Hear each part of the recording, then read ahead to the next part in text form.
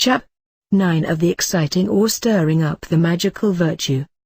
Every magical virtue therefore stands in need of an excitement, by which a certain spiritual vapor is stirred up, by reason whereof the fantasy which profoundly sleeps is awakened, and there begins an action of the corporeal spirit, as a medium, which is that of magnetism, and is excited by a foregoing touch. There is a magical virtue, being as it were abstracted from the body, which is wrought by the stirring up of the power of the soul, from whence there are made most potent procreations, and most famous impressions, and strong effects, so that nature is on every side a magicianess, and acts by her own fantasy, and by how much the more spiritual her fantasy is, so much the more powerful it is. Therefore the denomination of magic is truly proportionable or concordant. Now the highest sort of magic is that which is stirred up from an intellectual conception, and indeed that of the inward man is only to be excited by the Holy Spirit, and by his gift the Kabbalah,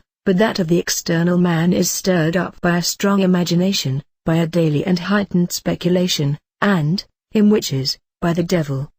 But the magical virtue of the exhaled spirituous vapor, or subtle spirits sent from the body, which before lay in potentia, or by way of possibility only, is either excited by a more strong imagination, the magician making use of the blood as a medium, and establishing his kindled entity thereon, or by the ascending fantasy of the weapon salve, the excitorus of the property lying in the blood, else by a foregoing appointment or disposition of the blood unto corruption, viz. Whereby the elements are disposed unto a separation, and the essences, which cannot putrefy, and the essential fantasies, which lay hid in the properties come forth into action. The fantasy therefore, of any subject whatsoever has obtained a strong appetite to the spirit of another thing, for the moving of some certain thing in place, for the attracting, repelling, or expulsion thereof. And there and not elsewhere we acknowledge magnetism as the natural magical endowment of that thing firmly planted in it by God.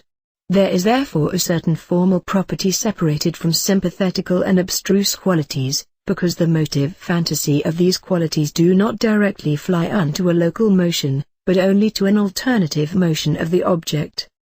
Now it is sufficient that, if a man happens to receive many wounds in his body, blood be had only from one of these wounds, and from this one the rest are cured also, because that blood keeps a concordant harmony with the spirit of the whole, and draws forth from the same the offensive quality communicated, not only to the lips of the wound, but to the whole man, for from one wound only the whole man is liable to grow feverish. Therefore the outchest blood being received on the weapon is introduced into the magnetic unguent. For then the fantasy of the blood, being otherwise as yet drowsy and slow to action, being stirred up by the virtue of the magnetic unguent, and the finding, the balsamic virtue of it, desires the quality induced into it, to be bestowed on itself throughout, and from thence by a spiritual magnetism to draw out all the strange tincture of the wound, which, seeing it cannot fitly enough effect by itself, it implores the aid of the moss,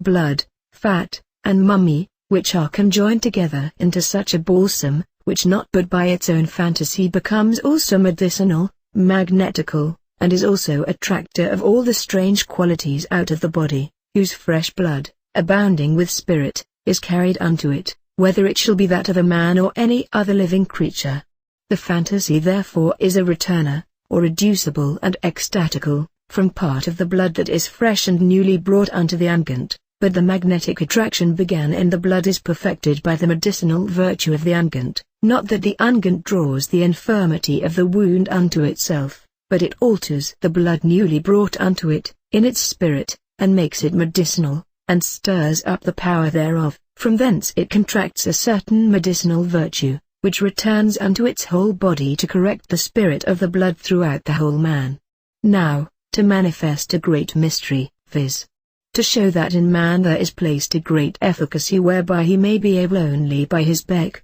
as we before mentioned, nod or fantasy, to act out of himself, and to imprint a virtue, a certain influence which afterwards perseveres, or constantly subsists by itself, and acts upon objects at a very great distance, by which only mystery, those things which we have spoken, relative to ideal entity conveyed in a spiritual fuel, and departing far from home to execute its offices, concerning the magnetism of all things begotten in the imagination of man, as in that which is proper to everything, and also concerning the magical superiority of men over all other bodies, will plainly and conspicuously appear.